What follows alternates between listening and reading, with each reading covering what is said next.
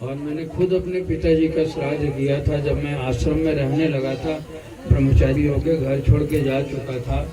बेशक मैं अकेला बेटा था, मेरे चलते हुए रेव रहे थे, लेकिन अंतिम वक्त में मैं चला गया उनके पास और फिर शंकर जी के जल को लेके आया और मुंह में डाला और प्राण छूट गया उनका। तो उसका भी मैंने 10 दिनों तक निर्वाह किया था और पंडित के उस पुराण को मैंने पढ़ा भी था सांगोपांग, और मैंने कहा कि मुझे दावा है कि मेरे जैसे भक्त पिता को जो गुरु की सेवा में लगा हुआ है और इतने दिनों तक जीवन भर सेवा करने का संकल्प ले चुका है, उसके माता पिता को दुर्गति नहीं होगी।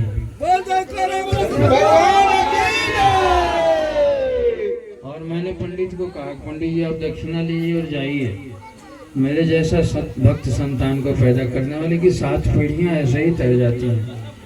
इसलिए मैंने आज सवेरे बताया था, मैं सबको भी कहता हूँ, सेवा करो भाई, इससे तुम्हें ही नहीं तुम्हारे माता पिता को, ऊपर के पुरखों को और सबको लाभ प्राप्त होगा और सबको सदगति मिलेगी। सदगुरुदेव भगवान जो त्रिकालज्ञ थे, उनका वचन था कि मेरा भक्त जो इस पीठ से दीक्षा ले चुका है वह भूत प्रेत तो होगा ही नहीं, निश्चित जान लो। मैं उन्होंने गारंटी करते हुए कहा था कि उसे मैं 7 जन्मों तक मैं पार लगाऊंगा जो एक बार मेरे यहाँ से दीक्षा ले चुका है। सिर्फ इतना कहते थे कि स्कूल से पढ़ाई भले कम बेसी करो, होता है कोई कितना मंद बुद्धि का होता है, कोई तेज होता है, लेकिन आते जाते रहो, स्कूल मत छोड़ो, तो आगे का जिम्मा तुमको तारने का मेरा रहेगा। ये भी वादा किया उन्होंने कि गुरु दरबार में जो स्कूल में तो नाम लिखाए हो, वो फूल अर्पण कर चुके हो, उस फूल का लाज रखना और अंतिम वक्त तक गृहस्थी हो, दुनियादारी में कम बेसी भला बुरा समय आते रहता है, लेकिन आना जाना मत छोड़ना, वहाँ से संबंध छोड़ बनाए रखोगे तो आगे का जन्म मेरा रहेगा, आगे का जिम्मा। तो इस आधार पर आज देखो इतने लोग जुट गए, मैं नहीं आया होता तो शायद इतने लोग न जुटते, तुम लोग 10-5 परिवार के लोग खा पी ला के फिर छुट्टी कर लेते। और मुझे पता भी नहीं था, मैं भयंकर बीमारी से जूझ रहा हूँ आज 5 महीने से, जैसा सबको पता है, और आने का मन भी नहीं था, डॉक्टर मना करते थे, लेकिन पता नहीं क्या खींच रहा था मुझे और कि एक बार मैं सबको मिल लूं। बहुत लोग मुझे बीमार मुझे देखने के लिए अस्पताल में गए, वहाँ लाइन लगा हुआ था देखने वालों का, तो भी सोचता था कि बहुत सारे लोग बचे हुए हैं, उनको मिलने चलूंगा, और आया भी तो आगे पीछे। आज भी अस्पताल से निकल के आ रहा हूँ मैं, और जाना था मुझे वहाँ, तो मैंने कहा चलो इस बच्चे का प्रेम रख लूँ मैं, और सबके बीच में मैं आज बैठा हुआ हूँ। तो देखो ये संयोग होता है, सबका श्राद्ध होता है, सब लोग मरते हैं, तो ये 2-2 सन्यासी, 2-2 के 8-8, 10-10 सन्यासी तुम्हारे बीच में आए हुए हैं, जिनके चरण पढ़ने का ही महत्व है कि आज उस माता के इस भंडारे में एक टुकड़ा खा लेंगे, उस माँ को पुण्य मिलेगा। और फिर ऐसे अच्छे संतान पैदा करने वाली यहाँ की माताओं को तो पुण्य मिलेगा ही। आप सब सेवक हो, गुरु दरबार में सेवा करते हो, प्रेम करते हो, साधु से संबंध रखते हो, इसलिए निहायत तुम्हारे बाल बच्चों को पुण्य प्राप्त होगा, तुम्हारे माता पिता और पुरखों को मिलेगा। ये मेरी दृष्टि है, मेरी मान्यता है, इसलिए खूब लगन से सेवा करो, अच्छा कार्य करो। तुम्हारे माता पिता और तमाम लोग जो नहीं कर सके हैं उनको भी अपने सत्कर्म से, अपने पुण्य से उनको तारो तुम। ऐसे ही सबके लिए शुभकामना है। और इस अवसर पर उस माता की दिवंगत आत्मा को मैं साधु होकर अपने इस पीठ से, अपने इस साधु मंडली की ओर से सदगुरुदेव भगवान की तरफ से उसके सद्गति के लिए मैं हार्दिक प्रार्थना करता हूँ।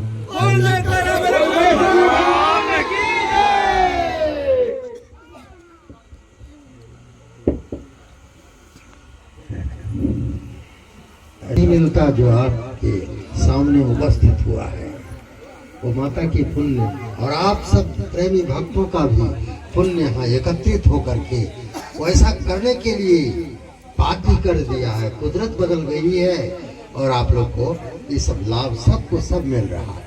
जितनी बातें स्वामी जी महाराज ने कहा वो सभी शास्त्र पुराण ऋषि मुनि सब कह गए कि जिसका संतान गुरु का सेवक होता है, संत का सेवक होता है, उसकी 70 पीढ़ियां कर जाती है, 7 पीढ़ी से भी ज्यादा। इतना और आप लोग को सुलभ हुआ है, आपके सामने इतना दिव्य आश्रम प्रकट हुआ है, जिनके पुण्य से, जिनके विचार से, जिनका हृदय के भाव के रूप में और आप लोग के प्रति भी इतना उनकी भक्ति जी। धन नरसइयो तेनु दर्शन करतम, वैष्णव जन तो तेने कहिए जे पीर पराई जाने रे, पर दुखे उपकार करे तो जी।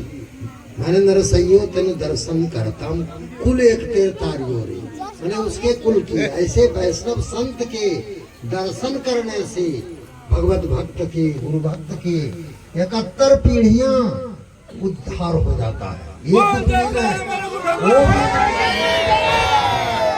दुर्गति में हुए हैं, भूत प्रेत बैताल हो गए, तो गुरु दरबार की महत्ता से, संत के प्रभाव से, सदगुरु के प्रभाव से उनकी भी जोनी का छुटकारा मिलता है।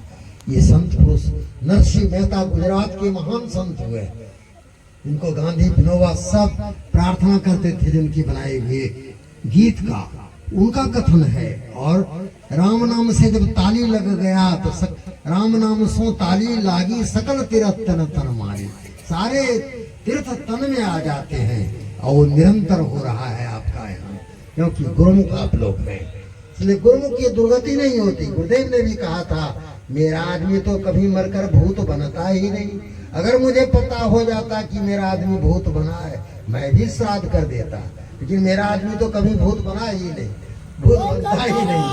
बोली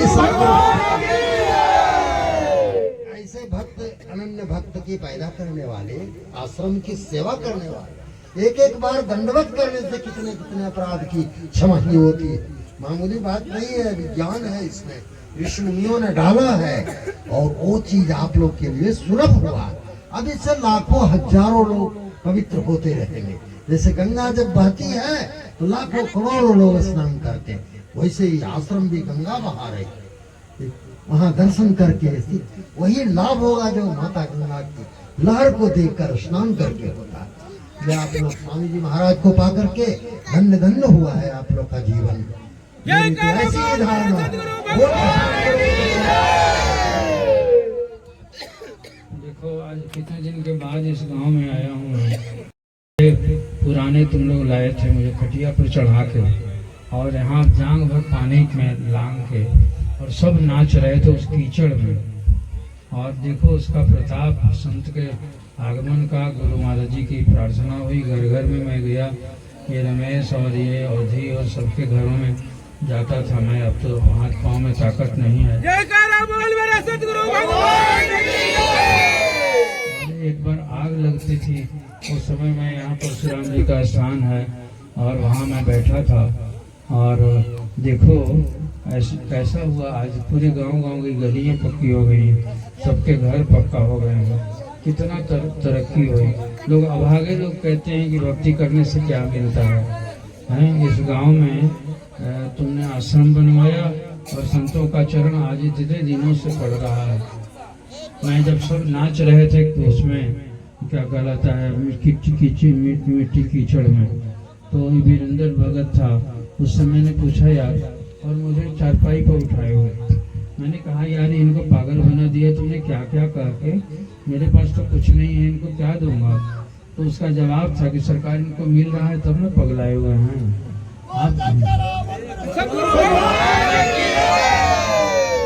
आपको महाराज जी कह गए थे ये मेरे बाद ये लड़का मेरा तुम्हें मेरा उपदेश संदेश सुनाने जाएगा और इसकी तरफ से तुम्हारे कर्म सुकर्म का जिम्मेवार मैं होऊंगा। तो उस गुरु महाराज जी को निभा रहे हैं, करवा रहे हैं, आप शांत बैठे रहिए, और देने वाले इनको दे रहे हैं और मिल रहा है। और आज देखा मुझे कितनी खुशी हुई, कितने दिनों के बाद आया, इस गांव में कितनी तरक्की हुई है। अब यही अपेक्षा है कि एक गांव के अंदर में कोई भी बच्चा नालायक न हो आपका, कोई दुर्मति का शिकार ना हो, कोई गलत खान पान करके वैसे अपने कुल का बदनामी ना करे। इसलिए सभी भक्त बने। मेरी तो सबके लिए हार्दिक शुभकामना है। सारे बच्चे आपके होनहार बने, लायक बने, पुरुषार्थी बने, धनी बने, समृद्ध बने और पवित्रात्मा बने, पवित्र बने, नालायक कोई न बने। यही मेरी हार्दिक शुभकामना है। आज इस व्यवस्था के मुताबिक देर हो गई है और यहाँ तो रीति रिवाज के मुताबिक बहुत देर लगता है खाने पीने में, इसलिए उसको भंडारे को शुरू करो, उस माता का भंडारा प्रारंभ किया जाए। और ये मेरे सबके लिए शुभकामना और आशीर्वाद है। चलो उठ जाओ सब और हाथ मिल के भंडारे में सब खाओ, खाना और एक दूसरे को खिला के परोस के। मैं यहाँ बैठा हुआ हूँ इसलिए इसको जग बना दो, ऐसा करो। हाँ, गोतिहारो मत करना। मेरा गोतिया है जयराम, इसलिए मैं नहीं जाऊँगा, मैं नहीं खाऊँगा। सब जने लग